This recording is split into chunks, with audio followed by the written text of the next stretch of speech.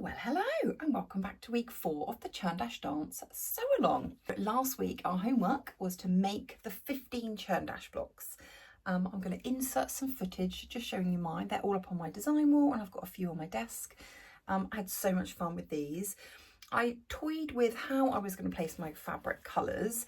I couldn't decide whether I wanted to have the same colours kind of throughout or how I wanted to do them, but I decided to make them much more scrappy. So I'm really pleased with these. I've tried to make it so that I don't have any two blocks the same, and I think I've achieved that, but I've had really good fun playing around with these. All my little ghosts in the middle, including the black, which I wasn't sure if I was going to use or not, but I think it really adds something. So all 15 Churn Dash blocks are now made, pressed, trimmed to size, and we can move on to the next step. The next step is actually making the chains. Don't be daunted by these. You will find different patterns ask you to make chain blocks in different ways. I think probably one of the most basic ways that you might see is actually creating all the tiny little squares and then trying to sew them all together. And that is a perfectly acceptable method. So for instance, you would cut all of these tiny little squares and then start sewing them together. Perfectly acceptable method. I've done it myself before. But a simpler way of doing it, a speedier way of doing it, and a kind of more accurate way is to actually strip piece. So this week's homework is to cut yourself all of your strips. So we're having some background fabric and whatever you've chosen to be whatever you've picked to be your blocks that go through here, your little squares. I really like this dark colour, but I couldn't find one that went with the fabrics that I've chosen that didn't look, there wasn't one within the Hey Boo collection that was the right colour. And then actually I saw this pumpkin print and I thought this is just perfect. It's got all the colours in it, it's part of the line. So I'm going to go with that for mine. I have cut all of my strips. So I've got my focus print and I've got my background strips. They are all cut.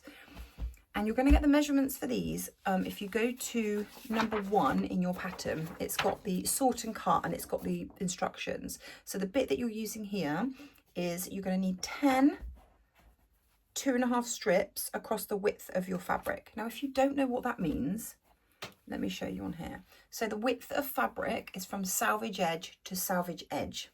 So a salvage looks like this. So this is the bit that's probably got maybe a little bit of pattern on it, a little bit of rough edge. There's usually some tiny little holes where it's been on the kind of roller where they've been making the fabric. And what you do is you fold your fabric in half so that the two salvage edges meet, and that is your width of fabric. So you're going to cut strips from one edge to the other edge. Now, you can open up your fabric and try and wrestle with it and try and cut it, but the easiest way is actually to fold your fabric down. So if you imagine this is a larger piece of fabric, you're going to fold it in half so that your two edges meet, your two salvage edges meet. And if you kind of fold the fabric and then just let it drop gently by holding where you think is roughly the middle, it will hang nicely. And then you've got a much easier length of fabric to cut with. You need a nice big cutting mat, good rotary cutter, and just cut your strips. So you're going to cut yourself, how many of these was it? 10 2.5-inch strips of your accent fabrics. These are going to be the squares that pop. You're going to do exactly the same with your background fabric. You need another 10 of those. So then we also need to cut these squares and we're going to add those in. So homework this week, get all your strip pieces made. Where's the picture? Here we go. So you're aiming to look like this. So you're going to sew them together. It says to press them to the darker side. So you're going to be pressing towards your accent fabric. Now, little tip when strip piecing, I advise adding some pins. It's very easy for those strips to just kind of move as you're sewing. I tend to keep my walking foot on my machine all the time, which does help with that. But if you pin periodically all the way along your strips, although it does feel like an extra step, I think it's worth it on this. And because you are using such long strips, I think you're going to find that really helpful.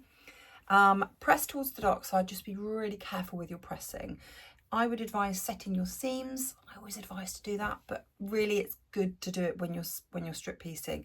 So setting your seams literally means After you've sewn your 2 pieces together, before opening them out, you leave it. So this would be right sides together. You've just sewn these together. So these are right sides together, ignore the fabric.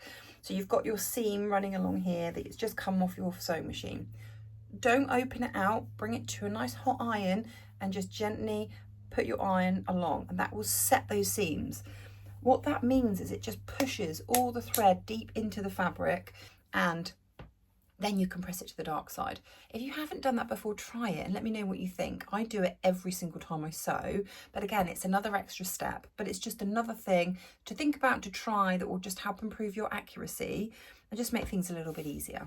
So get your strips sewn together, get your segments cut, so follow the pattern and then start joining everything together and make your chain blocks. We're going to be making 15 of these, and when we've made these and you start putting them next to your churn dashes, you really should start to see your quilt come to life. So I'm really excited for this part. So get cracking.